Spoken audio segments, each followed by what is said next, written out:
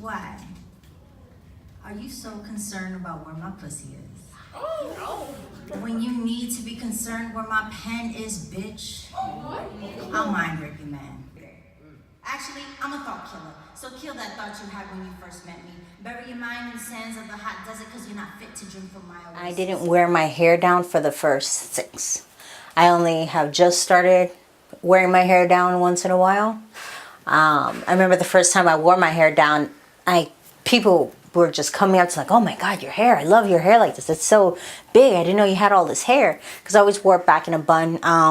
Usually a tight bun, sometimes a high one. Just having it pretty slick back in a way that I've been told looks more professional. So I love the smells of cooking. I love that it's time for me by myself. I get to think about my day. I get to think about what I want to do. And it's just a time for transformation. My plan is to give this book to my daughter when she's older, and for this to be her cookbook, and maybe she shares it with someone. So I want her to remember how I did it. So when she does it, it can taste just like I made it. What is your name? Esme. Esme. Esme ¿qué? Esme Soledad. You got a boo-boo? How old are you, Esme? I'm 3. You're Monster? 3. Oh, thank you. Oh, me love cookies. Me love interviews. Yum, yum, yum. Oh, Esme, you smell like cookie. Yum, yum, yum, yum. High five. What's your name? Asia Lavarello. And how old are you? Going to be 29 tomorrow.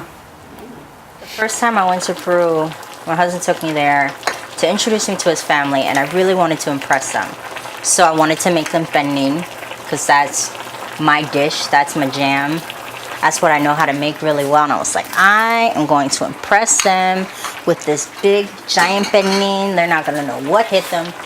They are just going to love me forever and ever once they try this dish. So we went to the butcher, and we got a whole leg of penin. So penin is made from the pork shoulder. So just the shoulder part. What they got me was the whole leg.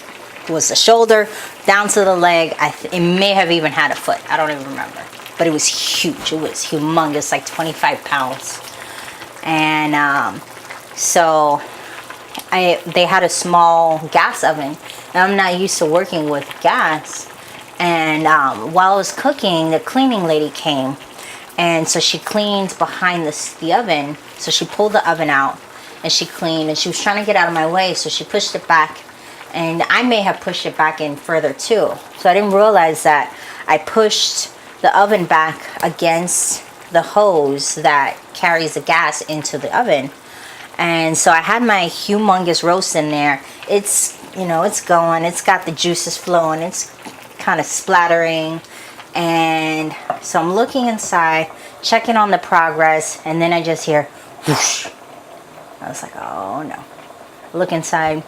The whole thing's on fire. So from my childhood, I was always told that I had to be the one to lead the way, that I was going to do great things. I had to go to college. I had to show my siblings how to be responsible, how to be a good student, how to be a good child, good daughter. And so my dad always pushed me a lot towards a career in government, something that he felt would spell greatness. He's a big politics buff. He watches CNN probably all day, every day. And he always told me that he could just imagine seeing me on TV like that, being one of those politicians that they were talking about, that I could be doing something to change the world. So I always thought that was kind of my destiny. I had to do something that was going to have some kind of impact on the world. So the transition from college to starting work was rough. I started my job, started in the workforce two weeks after graduation. So I graduated on Friday, and we flew out to Peru for a post-graduation vacation on Saturday. And I think we got back to town the following Friday, moved to Tampa over the weekend, and then I started work on Monday. So it was 2 weeks between being a student, having finals, staying up late studying, to being at work.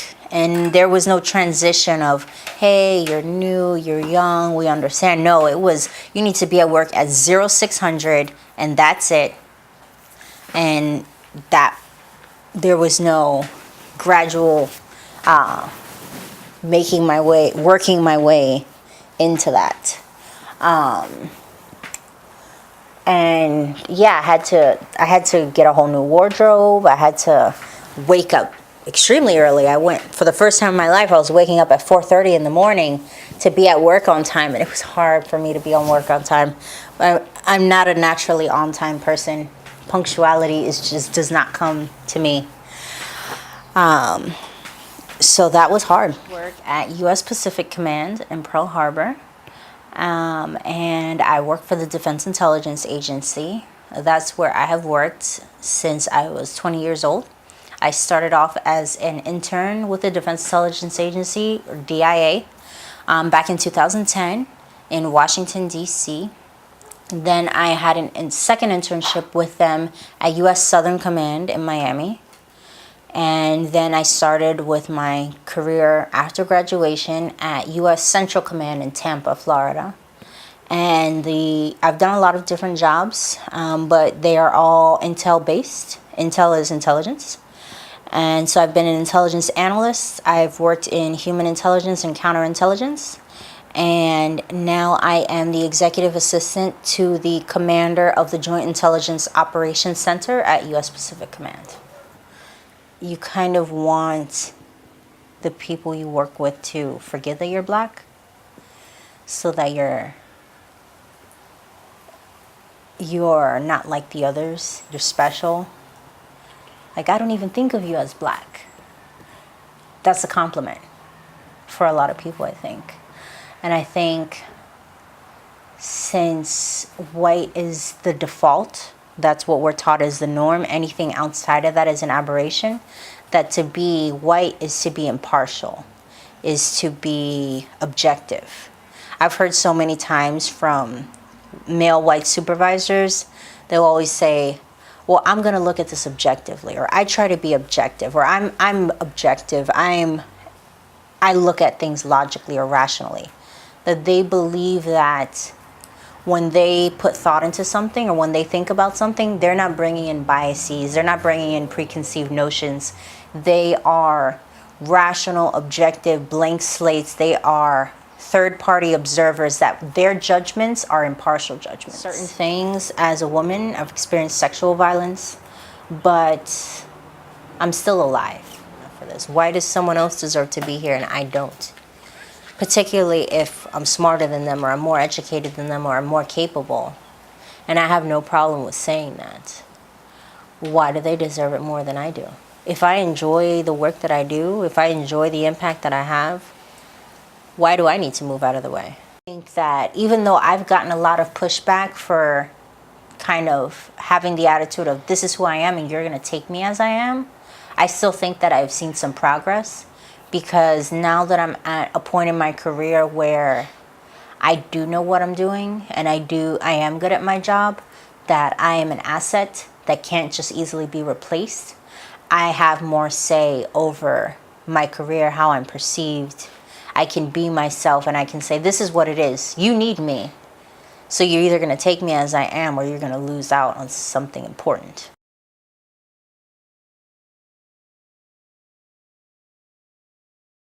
That's what I fight for all the time.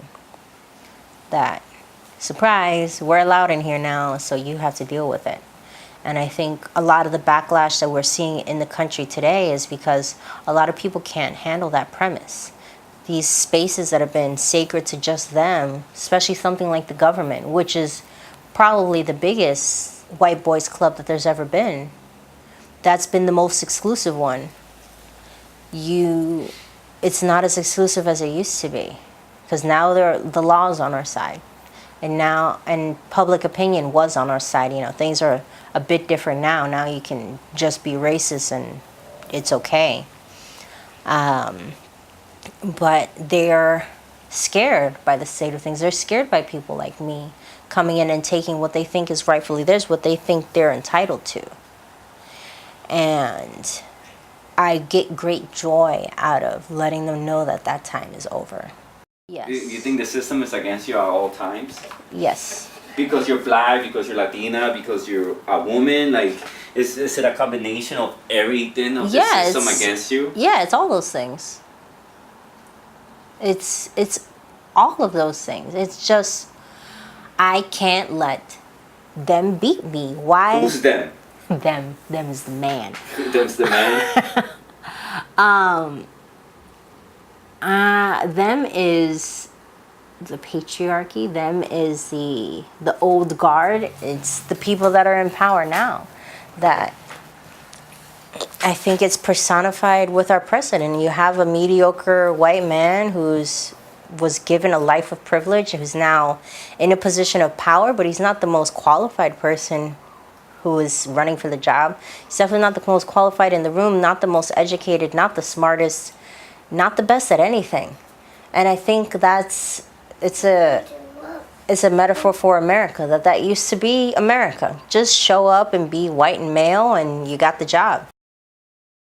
I remember having a conversation with a friend before and him saying, well, I could never be with a woman that makes more money than me.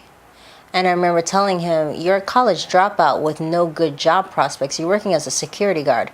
Chances are, if you like a woman like me, so chances are you are going to be with a woman who makes more money than you.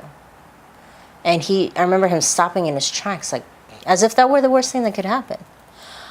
And I don't understand spiting yourself. Why would you want to live in a worse way just so you could be the better person in the relationship?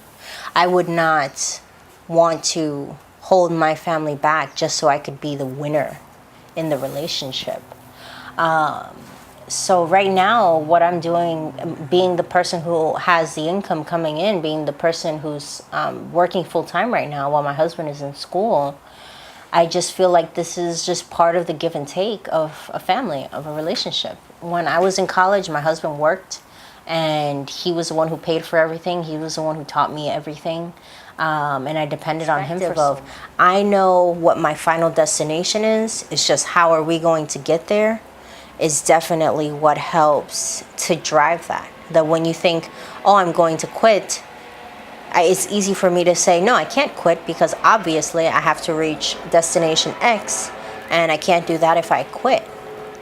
So I always felt like if I just keep pushing, I can make things work. I always, that's one of my annoyingly optimistic things is that I always think, no, I can make it work.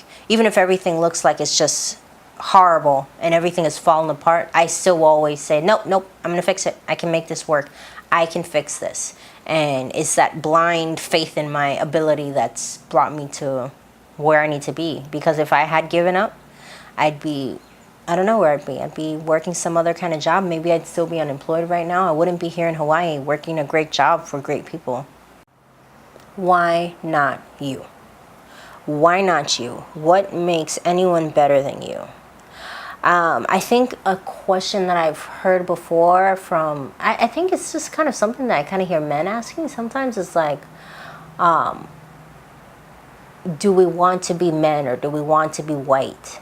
And I don't want to be white. I don't want to be a man. I don't want to be anything but what I am. I think that I am capable, I think I'm beautiful, and I think I'm very intelligent. And if I were anything else, I wouldn't be who I am.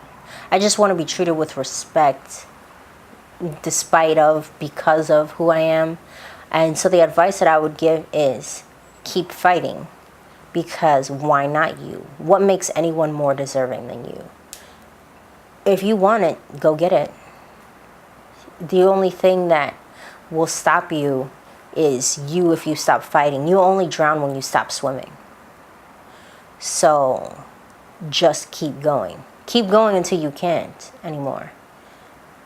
Because why not you?